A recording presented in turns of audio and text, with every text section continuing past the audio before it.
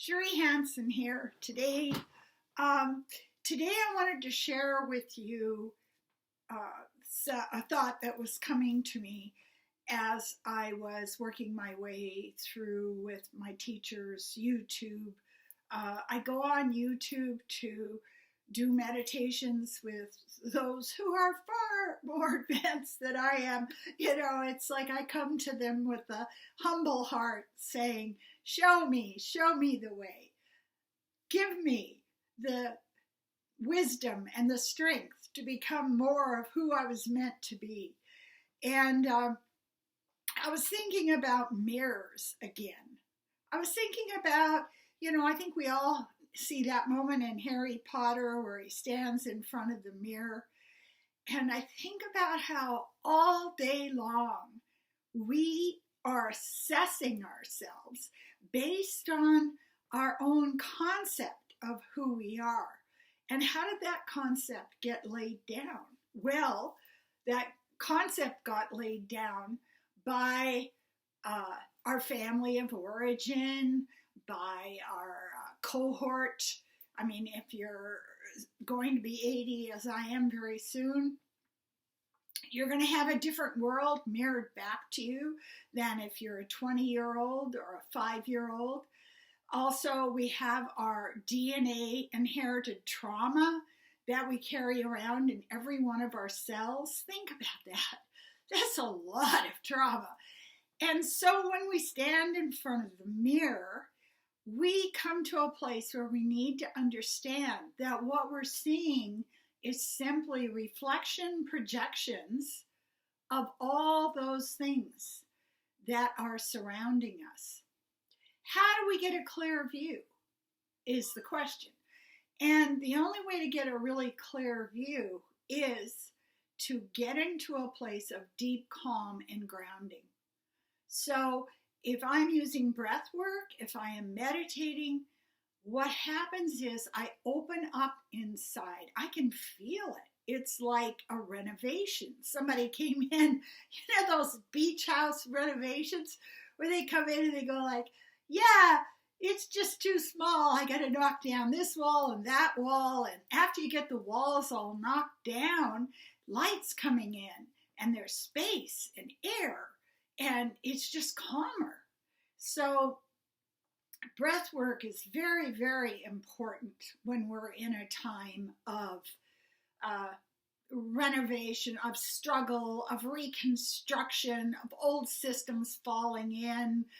And we are trying to find our comfort. Now, the thing that's interesting about each of us individually is the human psychology of the wounded child. What will happen if you don't have enough self-esteem, if you don't have enough strength, if you don't have enough trust in yourself, is this little wounded child that's going to wrap itself around the leg of the abuser. So when we get in a place where we are hesitant, when we don't trust ourselves, when we feel like we're lacking value, what we're going to do is we're going to get out into that culture. And we're going to try to prove to that monstrous culture that we are of value. And how do we do it? We do it by giving up our own strength, by making ourselves childlike, by making ourselves dependent. I need a badge. I need stroking. I need a mirror that's going to tell me that I am fine. And we see more and more of that. People who are falling into this cycle of going down to lower and lower vibrations. I am only good if, and that's our script, I am only of value if. I am only effective if. And that blank is filled in by our ancestors, by our family of origin, by our culture, and by our cohorts. The big work that we are engaged in right now is to go over to that sentence and just erase it. To say that a person is only valuable if means that just being a human being on the face of the earth is not enough for compassion, for love, for protection. And it makes us monstrous because we're always looking around to see who has the highest status, who has the most power, who can, take the sword and tap me on the shoulders and make me of value in this society.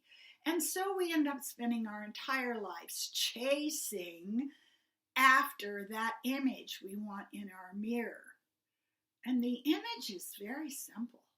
This is what we're looking for. Hello, baby. You're just gorgeous. That's what we're looking for. The way a mother and a father look down at an infant and they just go, oh my God, look at you. You are so perfect, exactly the way you are. And we're seeking that. So we need to be wise when we're anxious, and we need to be wise when we're frightened. And we need to know that this is a natural and normal human reaction to abuse. What is the abuse? The abuse is on so many fronts right now. We are in a system that is falling in. We are in a system that doesn't understand how to live in a compassionate manner. And what we end up doing is we end up getting riled up instead of getting grounded. So this is what I'm bringing to you today about the mirror. Look in your mirror and know that the universe loves you, that you are perfect as you are, that you were born into this life with gifts, with a loving heart, with the ability to help others, and just feel that. And now you're grounded and you won't be flapping around. Do contact me if you'd like a coaching session, a reading from my channel. Here it is. Can you see it? And I will do cards for you. I will give messages to you from your guides and your angels. I can see things. I can see energy. I do remote readings, and I can help you get settled into just how darned beautiful you already are. Because that's when we come home to ourselves. Please subscribe to my channel, share it with people that you see that are struggling right now, and give it a like. Thank you so much.